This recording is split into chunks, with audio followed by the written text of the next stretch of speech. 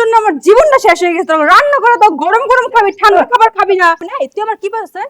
তুই আমার পাইছিস আমি কি কাজের বুয়া যে তোরা রীতিমতো আমি সেবা যত্ন করবো? তুই এক্ষুনি বের হয়ে যা, বের হয়ে যাবো তুই। দেখছস এক্ষুনি দাঁড়িয়ে আছে।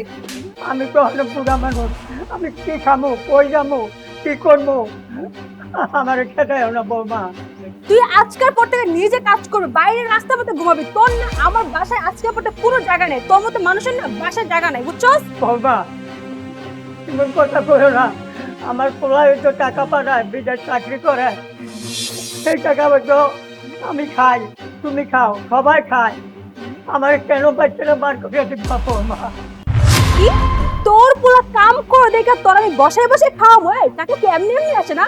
টাকা কামাই করতে কষ্ট লাগে না? নিজে কামাই করে তারপর খাবি, বুঝছস? মা তুমি একটু তোমার আপারা বুঝায় বলো না, আমি অনেক কই যাবো মা। দেখছস আপা, এই বুইড়া কি কয়? আমার বোনরা অনেক জ্বালাইছস, বসে বসে খাইছস, এখন এখান থেকে যা তো। আর জ্বালাস না আমার বোনরে। না আমি এই বাড়িতে থাকবো, আমার ফলার বাড়ি ছেড়ে আমি কোনো বেঁকে যাব না, আমি এই বাড়িতে থাকবো। এই আয়রা, তুমি কি করতেছো? আমার বাবার ধাক্কা দিলে কেন? বাবারে আমারে খাওন দেয় না, আমার ঘর থেকে পার করে দিতে রে বাবা, পার করে দিতে। এই আম্মা কি বলে? আয়রা, তুমি আমার বাবারে বের করে দিছো? না না, আসলে আমি বের করে দিতেছি না তো। আরে তোমাদের জন্য বিদেশে গিয়া আমি টাকা রোজগার করে বিদেশ থেকে টাকা পাঠাই, যাতে করে বাবার ঠিক মতো খাওয়াইতে পারো, তোমরা ঠিক মতো চলতে পারো। তোমার বোনটা আমার বাড়িতে থাকে, কখনো তো কোনদিন কই নাই তোমার বোন আমারটা খায়? কইছে কোনোদিন? আর আমার একজন বয়স্ক বাবা, এই বয়স্ক বাবা কি খায়? দুমুঠো ভাত খেয়ে বসে থাকে, ওর কোনো আদার্স কোনো খরচ আছে? তোমার বাবা আমাকে সারাক্ষণ জ্বালা যন্ত্রণা করবে, আমাকে এইটা বলবে, ওইটা বলবে। এই আমি কি তোমার বাবার কাজের বুয়া? হ্যাঁ, উনি যা বলবে আমাকে তাই করতে হবে? আমি না এসব করতে পারবো না। এই বুড়ার সামনে তো আমার পক্ষে কোনোভাবেই সম্ভব না। আমি একটা মানুষ, আমি আর পারতেছি না।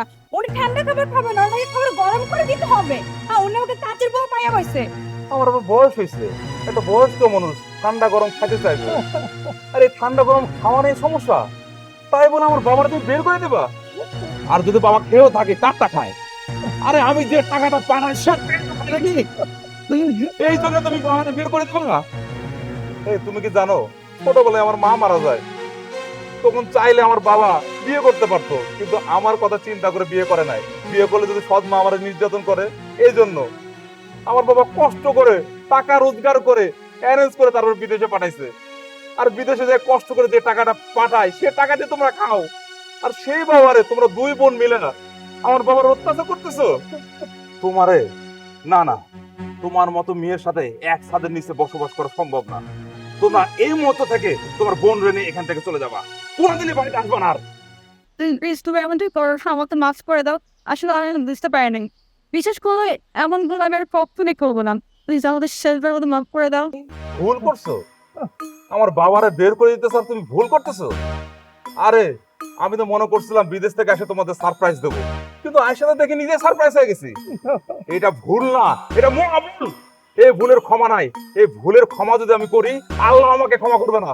তোর মতো কাল লাগেনি যদি এই সংসারে থাকে আমার সারা জীবন অশান্তির আগুনে চলতে হবে। তুই এখন এই মুহূর্তে তোর বোনকে নিয়ে চলে যাবি, কোনোদিন এই বাড়িতে আসবি না। যাবি না ঘাট ধাক্কাতে বের করবো?